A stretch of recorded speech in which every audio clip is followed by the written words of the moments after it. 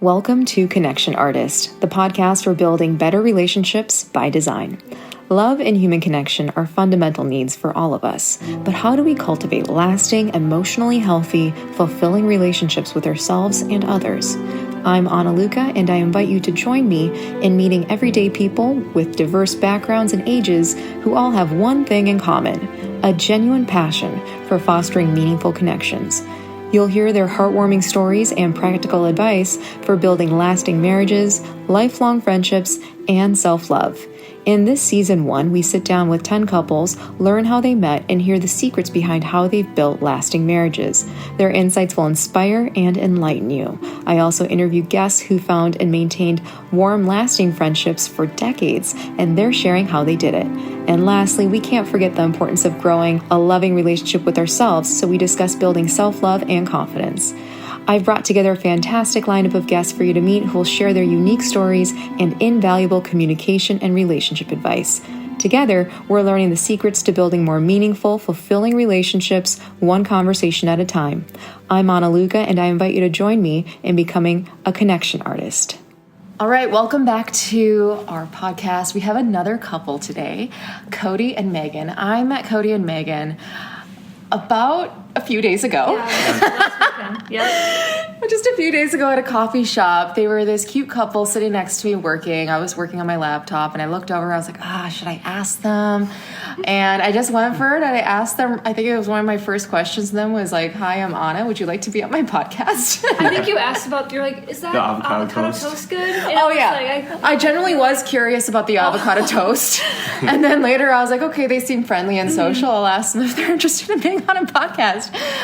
But they're a younger couple in their 20s. Yep. And they're newlyweds. So I thought this would be really interesting. Before, I've interviewed some couples that have been together for decades. Now we're getting a scope into what newlywed life is like. So with that, I'll let you guys just very briefly introduce yourselves if you want to. Yeah. I mean, like age, I'm 27. Originally from Minnesota. Both Cody and I are born and raised here. So that could probably have an impact on our compatibility. Compatibility, outlook on relationships, generally speaking. But yeah, 27-year-old female. I don't know. Do we talk about like my occupation? And you don't have to if you don't want to, but you're welcome to share. I think that plays a part in. Yeah, I'm an engineer. Studied mechanical engineering in school and engineer here in the cities now. And I don't know. Yeah, and I'm Cody. I'm 28. Let's see. I'm a project manager for a engineering kind of due diligence company. And let's see, what else were we talking about? You're also from Minnesota? Also from Minnesota, small farm town. But went to school at the University of Minnesota. And so we both ended up in the cities. Nice. So how long have you been married so far? We got married September 9th, 2023. So September? I'm so bad with like the months. September, December. Yeah. Yeah, 4 months. 4 months and 1 day. 4 months. And how Okay. long did you guys date before you guys got married? 2 years. 2.5 years? 2 years. 2 years? To the day, 2 years. Well, we got engaged 2 years. We got engaged 2 years to the But day. then after, 2.5 years. 2 years to the day you got engaged? Well, it was 1 day short of 2 years. Oh, that's so cute. Yeah.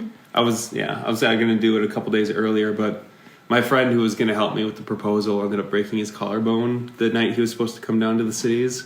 So I had to improvise. Yeah. And how did you guys initially meet?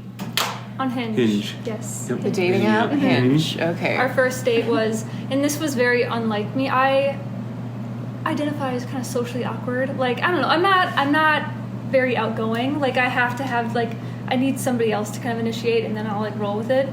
But Cody and I had matched previously when I lived in a suburb of the city's Lakeville.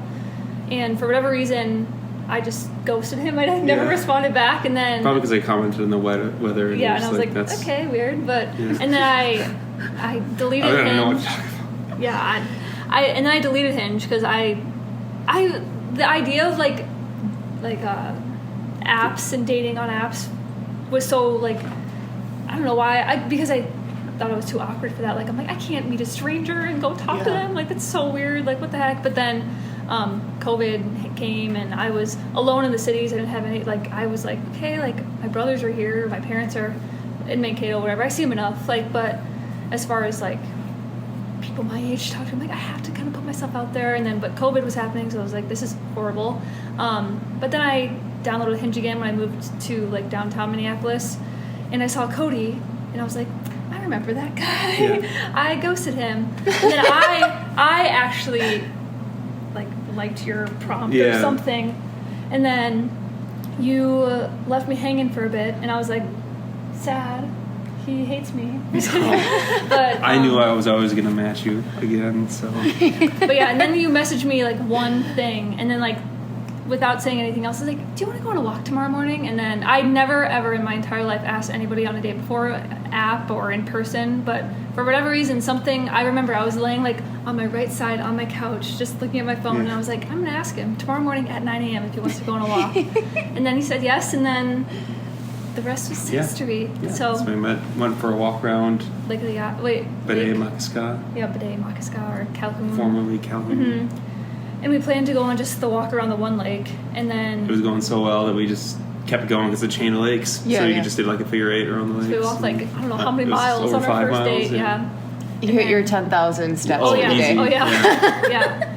And I was like, my mom was like meeting me at my apartment for like something, and then I was late to go visit her, and she was like, where were you? Like, what the heck were you doing? And I, again, like not being super like out there and talking about my dating life and whatever, but like I didn't really talk to my parents about dating that often either, just because I'm like, I've always been a bit more of a reserved person. My sister's the opposite. She's out there, whatever, but I was like, I was actually on a date. And she was like, what the heck? Oh my gosh. Proudly and then sharing. I jokingly said, I'm like, oh yeah, I'm going to marry him. Like, I was just joking about it because she thought it was like funny that I was on a date. I don't know why, but... And then I ended up marrying him. Who would have thought? Wait, so did you have... I'm curious what you guys thought of each other after that first date. If you thought, I get really good vibes from him. Oh, I knew... I always say, when we were going around the first lake, before we got to the first turn, I knew that... It's a circle. Yeah. It's one continuous I know. But no, there's straight parts to the path.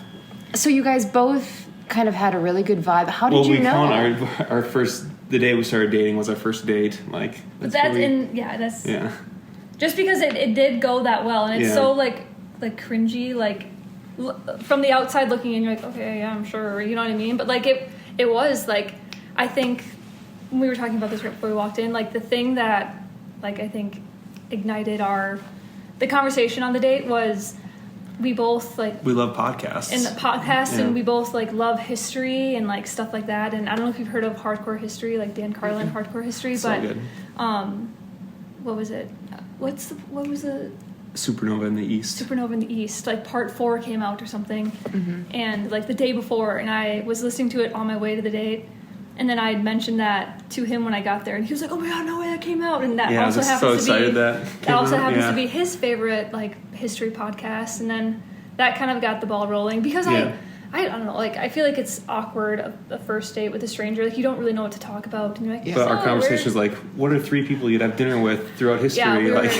We don't write in, and you guys did talk about those kinds of questions. Yeah. And like that's like another, like the icebreaker questions. Yeah, but it sounds like you started off with a shared passion. Like once you found that shared passion, conversation maybe opened up a bit for you. For sure. And so were you guys, after you met, were you guys still dating other people, or how long soon after did you delete the app? Because that is kind of like a touchy point with some people, like, oh, I'm dating this person, but he's still on the apps, or, you know, at what point should we get off the apps and just commit? Like, did you guys jump off the apps after you met each other, or still kind of continued seeing other people until you knew it was right? Yeah, like I only downloaded Hinge like a couple weeks before I had matched with Cody and hadn't gone on any dates before that because I was like awkward, but then so I wasn't really talking to anybody, and I didn't have to like be like, sorry, I'm talking to 5 other guys right now, I can't talk to you, but no, it wasn't we deleted the app like 3 days later. Yeah, you did. You texted me, you're like, oh, by the way, I don't know how we were talking about it, but you told me that I said, hey, just don't message me on the app because I deleted it or something like that. And I was like, that's right, just kidding. No, but yeah, I know it sounds cliche and cringy, but like, and you always hear it, and then until it happens, you're like, oh, I guess you're right. Like when you know, like there was something about Cody, like the first walk, I was like, wow, he's so nice, and he's so like, we clicked on like everything. It was just like one thing after the other. We're like, okay, check, and then you you texted me after politely and That you made it home. yep, and Looked for an excuse to hang out with you next time, this was right before Thanksgiving. Mm-hmm. Yeah, so it was like, well, I'm going to Barnes & Noble to get a book before I go home for the holiday. yeah, and then So on the second day, it was at a Barnes & Noble. it's like, I'm sure the Barnes & Noble people were like, what are they doing? We just like walked around for like 2 hours. Yeah, I like took so long to pick out a book because I didn't want to stop talking. Mm-hmm. And he did. It was funny. This also made me like you more. Like he like squatted to like look at a book, and he like ripped his pants like right down the middle of his like butt crack. It was so. But you were so embarrassed. But I thought it was so like endearing. I don't know, like that. Like That's good. made me like you more that you ripped your pants. Yeah. But just like I don't know, it was just So it sounds like you had a positive outlook. Like you were like these little things that some people might, in their minds, if they're looking for perfection, they're like, oh, well, you know, I don't like the way that his fingernails looked, or he forgot to do this small little thing, or you were just looking, it sounds like you're really optimistic. Like, even though this small little thing happened, sure, you know, he ripped his pants, was just an ideal. Like, you found the bright side to things. And it sounds like you both went into it with open minds. Like, we're just seeing where this goes, and it sounds like you were pretty casual at the beginning, no pressure, doing things that you would naturally do, just incorporating each other into your lives. That's a good way to put it. Interesting.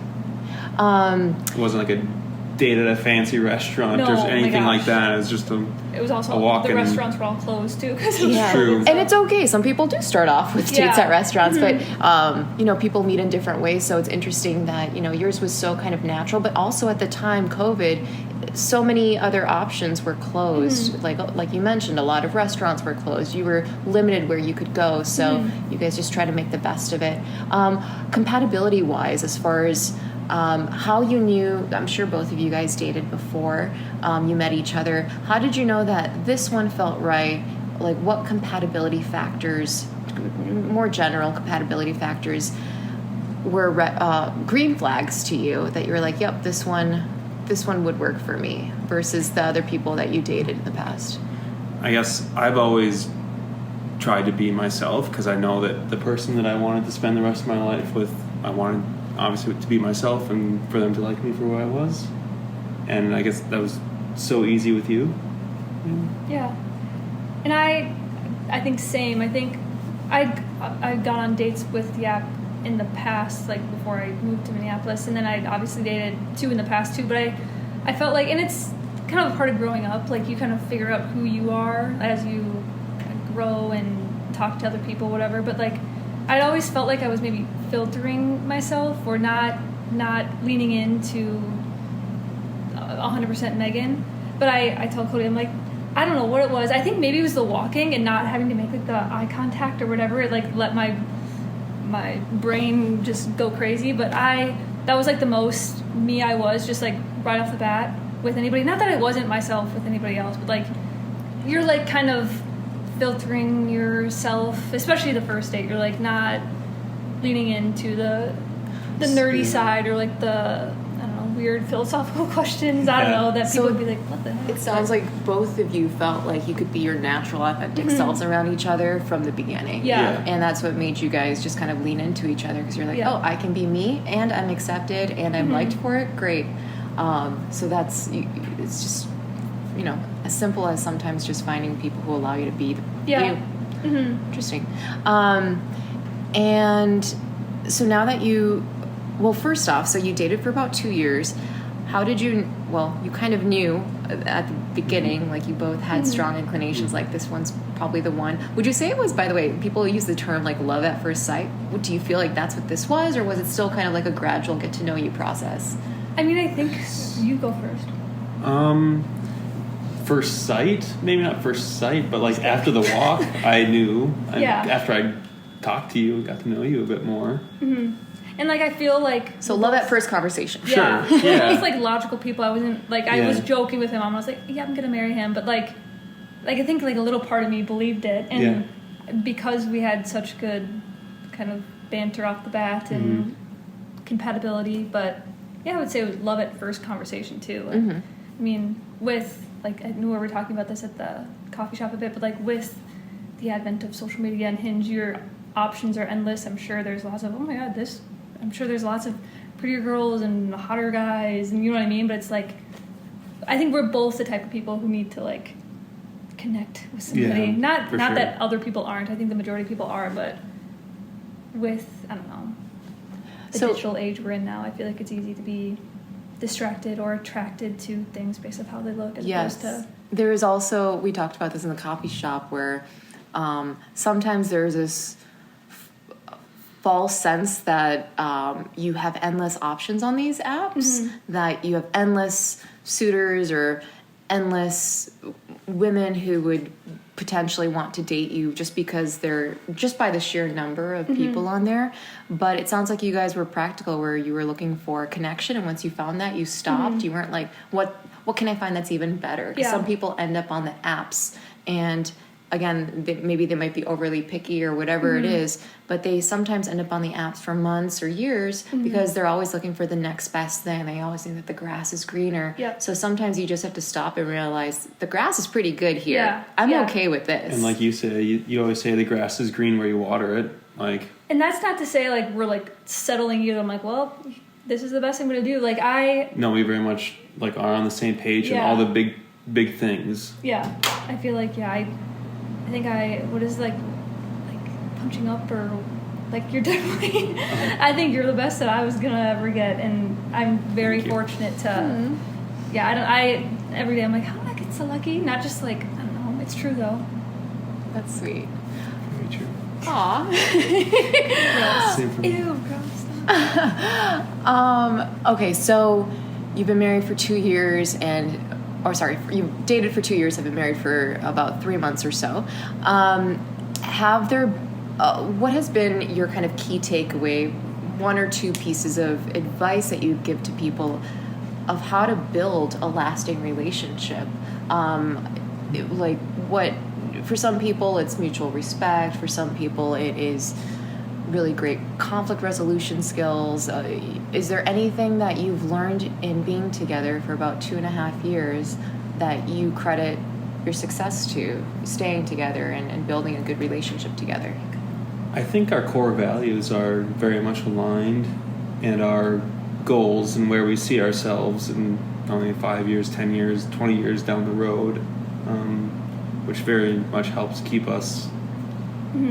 Like we support each other, like whether it be like, oh, we want to work out, so then we work out together, or like we do pretty much everything together. Which is like, I not hated my previous job, but like I needed somebody to like push me to make the leap to look for a different job, and then he supported me in that endeavor, and like I just mutual respect, and then support and encouragement, and also it helps if you're like friends too. I know. Yeah, like we're each other's best friends. That's for sure. That is, I'm so happy to hear that, because that seems to be a theme of the long-lasting couples that I speak with, is they feel like they're each other's best friends. And this support that you're talking about is also a theme. People who support you in kind of your valleys of your life, that aren't just there for the peaks of them, but also support you through the valleys. So it sounds like having that cheerleader by your side is something that is a strength in your relationship. Would you say would you have anything else to add to what makes your relationship lasting and good? I don't know, just like general lightheartedness. Like we're both logical, like some people might say serious people, but I think for the most part, like if you actually talk to us, we are pretty go with the flow. Like we don't let little things trip us up too much. Like I think we're both very good at putting everything into perspective. Yeah, perspective is huge. We're always randomly like so thankful that we're both healthy right now and can go on this run together or travel together or something like that. And just living every day thinking how lucky you are to be able to do those things and with each other, and that's a good one, sometimes you get actually. choked up thinking about how one day we'll be old and one of us might be sick or something like that. So we very much don't take each other for granted. That's really nice, is to not take your partner for granted. Yeah.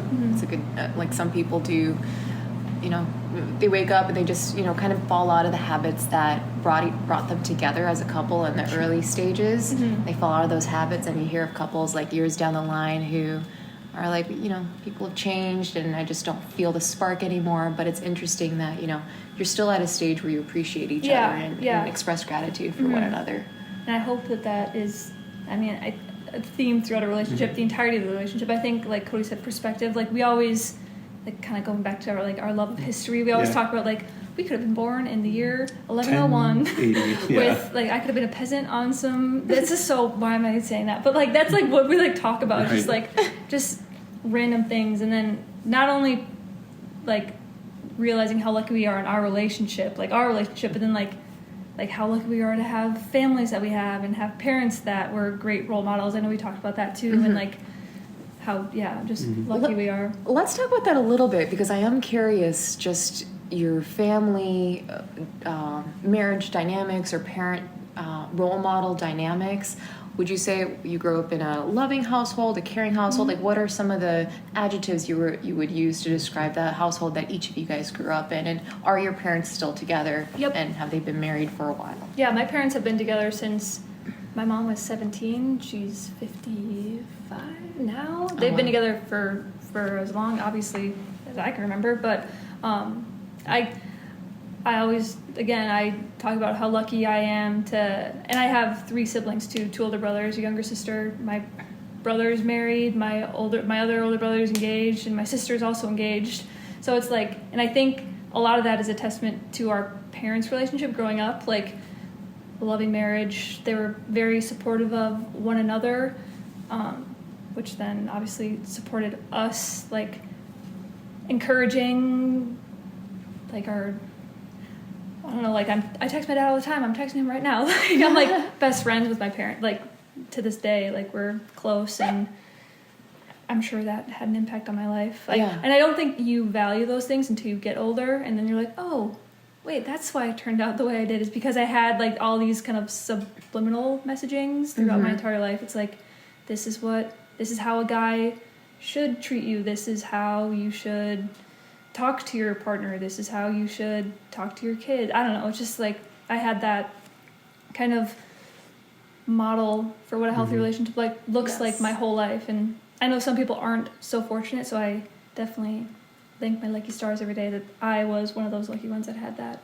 Yeah, definitely. Like, I think you're spot on. I have been doing a lot of research too, or the psychology research on relationships over the last few years, and studies do show that individuals who are fortunate enough to come from dual parent households, who have healthy, secure relationships with one another, do model that for their children, who then know when they date, okay, what am I what does a good relationship feel like? What's a safe relationship? How do I also build one? And it sounds like all these elements that they also modeled for you, like how to build a supportive relationship with someone or connection with someone, is also something that's strong in your relationship today. And I'll pass it off to you, Cody. What's been your experience with your upbringing? Very similar to Megan's in that my parents are still together. They've been together since they knew each other in high school, so very loving, supportive relationship. I guess my dad has spent years deployed, and so my mom helped raise us, and I think that just only strengthened all of our relationships together. And like we still have good relationship with our parents. Yeah, we see them. We see them a lot. Basically, it's every other weekend we see your parents than my parents. They're in the cities for one reason or another. It's fun to like hang out with your parents now when you're older, and like your parents especially are so like, I don't know, just funny together, and their dynamic is just fun to watch. And I don't know, it's that's one of the reasons too that I started this podcast. While it is kind of like a luck of the draw that you're just born into good families with good relationship role models, some people don't have that fortune. So that's why I'm so grateful to you and other couples that I'm interviewing who are sharing what does a healthy relationship look like? How do you build one? How do you get to know each other in a healthy way? So you're doing such a service to people by just simply sharing your story. So it's great. Thank you guys. But we're not done yet. One last question that I have is: has there been something so far in your relationship that's tested you together as a couple, and how did you guys overcome it together? Because things happen in relationships that you can't plan, and that's when the true test of your relationship shows. I guess pretty early on in us dating, I was a part of a large layoff at my company, and so I was unemployed 3 months? No, not in the 3 months after we weeks. started dating. Oh, yeah. So it was pretty early on. I'm like, oh, now she's dating an unemployed guy. She's probably gonna. But in the 3 months of knowing him, I knew, I was like, you're literally fine. I saw his resume. I'm like, I would hire you right now, and so would 25 million other people. Yeah. And he was like, I had a job the next hour week, he was applying, and he wasn't. I knew he wasn't going to be some guy who felt sorry for himself and whatever. So I was like, I'm not worried at all. It turned out to be a blessing too, because the company I'm at now, I love it, and so it's going great. it all worked out. So how did you support him through, or did you support him in any specific way during that 3-month period? I remember vividly laying on the bed. No, I was only unemployed for a day. 2 weeks. But tops. You had interviews It's 3 months after we started dating is when that happened. So it was I went over your resume with you. I conducted little mock interviews. Yeah. I remember in my bedroom at my apartment, and but I don't know, just knowing his work ethic and what he had done to get him to that point in his career. He wasn't gonna have an issue, so I wasn't bye. I don't know. I knew you were gonna be fine, and I was gonna be there to. Even if you weren't fine, I was gonna be there to support you. I don't know, sugar mama. Just kidding. So regardless of what happens in your future with layoffs and such, the economy can be so difficult to predict. Right. You've already been through something similar, and you'll just be better prepared if the unexpected happens in the future. Yeah, exactly. And we're lucky to not have been tested in any we're worse way, I guess I could say. Like we said, we have our health right now. Our family has their health. It's this is a very this is a good time. This is we're trying to bask in these moments now, because it's not to sound morbid, but it doesn't stay like this forever. This is I don't know, the easy time, I guess. Yeah. So we're kind of setting ourselves up to tackle those. The newlywed time. Yeah. But Still in the honeymoon stage, they say. Yeah. Right. Wedding planning was fun. We thought. I wanted to outsource a lot more of it. We didn't. We basically did all of it ourselves. And that's challenging in itself. It's if you can get through wedding planning together, you guys are golden. Because it's it can be stressful. That bad. In retrospect, it wasn't that bad. It was basically just being back in school. You always had stuff looming over you that you should be doing. But. And we've also, another thing, we traveled pretty early in our relationship together. I went on your family trip to your cousin's wedding in Nashville. And then we also went to Italy together a year into dating, and we were I don't know, they say to really know somebody travel with them, and we were in Italy for 2 weeks, and worked out. So nothing happened. No, it was a good trip for both of you guys. Great. This is actually really interesting, because some other folks that I interviewed before, elderly couples who've been together for decades, that was also something that they said that they strongly recommend, and that they did before they really committed to each other, was take an international trip together, because they said it really does test how someone is. Don't take a local 1 hour day trip together. Go somewhere where you're just tested in different environments and such, which is what you guys did. So you guys naturally kind of passed that test together. Yeah.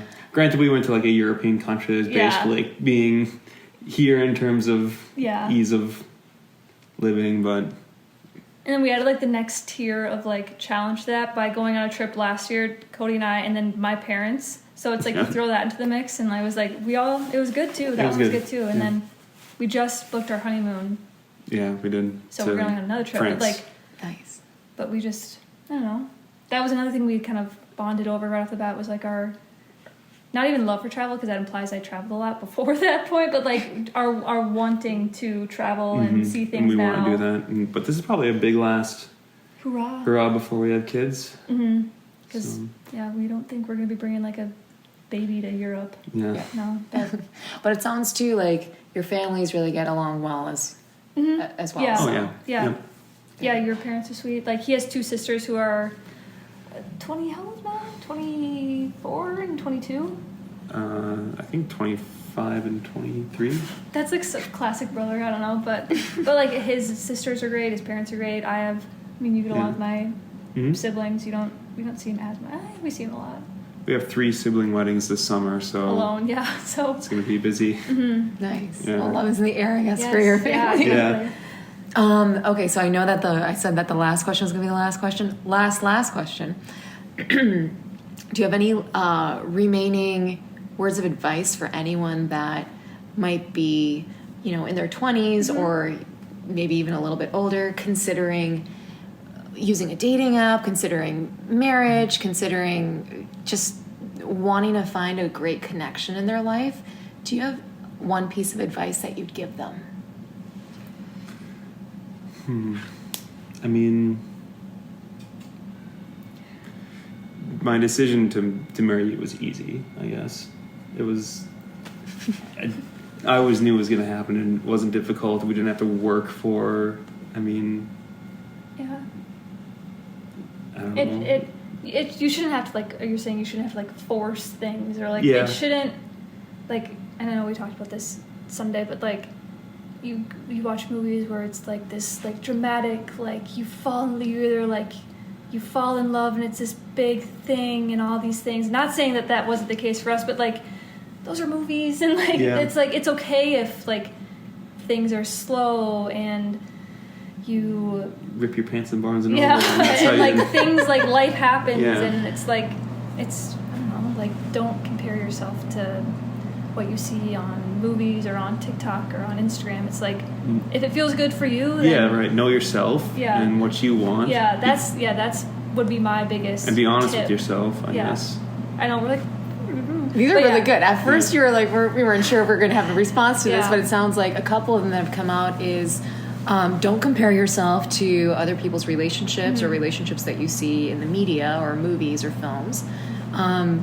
Relationships are imperfect, and like they start off in different ways. And you also mentioned, like, it should feel, for lack of a better word, easy or comfortable. Right. Maybe easy is not always the best word to use because, relationships do sometimes have, as we talked about, ups and downs. So don't expect relationships to just be easy every single day, but it should feel probably comfortable, might be another word to use there. Yep. It should be comfortable. We didn't play any sort of games with each other. No, it's just, like, well, I think my biggest tip would be like be sure of yourself. Like, know, like, who you are and what your worth is and what you want in a partner or a friend or whatever, and don't settle. Like, I think, I guess, to build on that is like to build yourself up to be the person you want to date, if that makes sense. Yeah. Yes, I've heard this so many times by different people, is become the person that you want to date. Yeah. So some people even make lists of their ideal partner, and they're like, that's what I want. But then they don't ask themselves, am I actually bringing the same to the table? So make sure that who you're seeking is also who you are developing yourself into, so that it is an equal match. They do say, like attracts like. So it makes sense that if you want someone to have certain qualities, make sure that you're also building those qualities in yourself or have those qualities already. So all great advice. You guys, such a pleasure. This is so great. Yeah. Welcome to your first podcast, by the way. You've checked that off the list, not just listening to podcasts, but now you're actually on one. It has been such a pleasure, Meghan and Cody, getting to know your backstory. Thank you on behalf of the audience listening. Thank you for sharing it, being so open and honest, and for lending advice. This has been really good. So I wish you luck on your amazing journey ahead. Thank you. But there are so many people who thrive off of the dramatics of relationships. Like, it's not exciting unless it's a roller coaster relationship. Right. And what I appreciate about you guys is that it's just a very calm relationship. I'm a very even-keel person. Like, this is my state 99% of the time. And I guess that's probably what I was looking for too, because I didn't want dramatics or anything like that. Not that I'm not dramatic. I think I'm rational, but like I do, like, I'm a human. I have my ups and downs, but you definitely level me a bit and provide that kind of, I don't know. I was just perspective. Yeah. Yeah. Yeah, well, they say, that's what builds security and safety in a relationship when you're with a predictable partner. Like, I know what their mood's going to be most of the time. I know that I can rely on them. I know that their behaviors are consistent. Like, that's what actually builds a real connection. Like, this person, I know who they are. They're pretty much within the same frequency every day, versus I think the relationships that can be harder are the ones where your partner's unpredictable. Like, you don't know. If you ask them, hey, will you pick me up from the airport? They're so unpredictable that you don't actually know if they're going to show up if they say they are. So that's what actually brings more drama into your life. Like, maybe it's exciting for people who are used to having dramatic relationships that they just normalize it, and they're like, oh no, this is with that too, maybe. Exactly. Like, maybe in their families, that's what they saw. Like, they saw ups and downs and kind of a lot of turmoil and conflicts in the household, and they're just like, oh, this is just what love looks like. It's supposed to be kind of like a frenzy or unpredictable. But the relationships that are working on, and people who find each other that have good, secure love with one another, are sometimes the quote-unquote like normal or standard or quote-unquote boring relationships. Like, that is a good relationship. Like, I guess, I don't know, I guess we're a fire that's not going to burn so intense that it burns out type of thing. Like, we're Analogy. We're no, I get what you're saying. A nice steady, I mean, that's not, and I don't want to make it sound like we're so like we're that boring. Like, there's like passion and there's love and stuff there, but it's just like we're chill. It works out. Well, that's what's gonna work for you. If I see you again, and I hope I do, 20 years from now, you guys are still gonna be married. I guarantee it. I guarantee it. Couple kids. Couple kids more. Yeah, you'll have little kids running around you.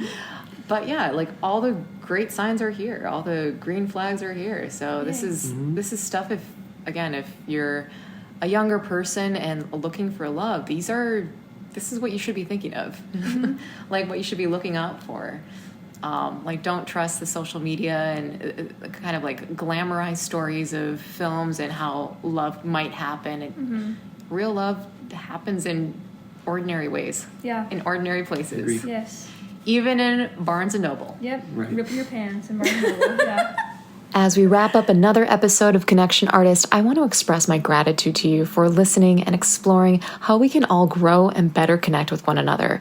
I created this podcast to support your relationship success and happiness. If you found value in this episode, here's how you can support me and help spread the word about this podcast. First, subscribe to this podcast and share it with 10 friends. If you share this education with 10 people and they share it with 10 people and so on, we can grow this movement of creating a more loving and caring world. If you'd like to show your support on a personal level, visit www.analuca.com. That's ANALUCA. Explore my heart-centric products and education, from poetry books to online courses, art prints to apparel. Every purchase directly enables me to continue producing episodes and sharing these valuable stories and insights with you, because this podcast is not free to create. Please consider buying something I've made with my heart and soul to connect with you. Discover handmade heart-shaped art prints and hoodies featuring my exclusive Crypto Love Drops collection at www.artbyanaluca.com. Read about the inspiration behind these beautiful heart artworks at cryptolovedrops.com. These make really great, unique gifts for your friends, family, and spouse, and serve as a lasting symbolic reminder of your love for them.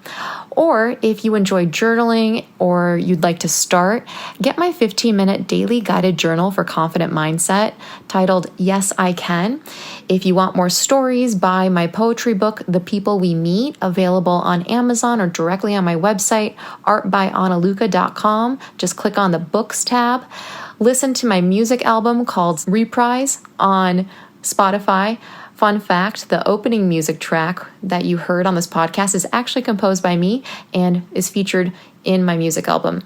If you want to learn how to strengthen your self-worth, get my digital ebook called Well Valued, which features a 30-day blueprint for building self-worth.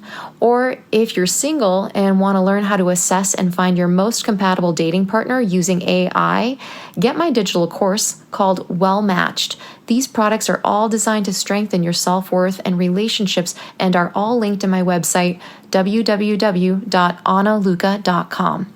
Also, don't forget to check out my hand-illustrated apparel line at www.laughstoself.com. I hand-designed really funny, cute illustrations that made me laugh, but also serve the purpose of spreading humor, love, and connection with others.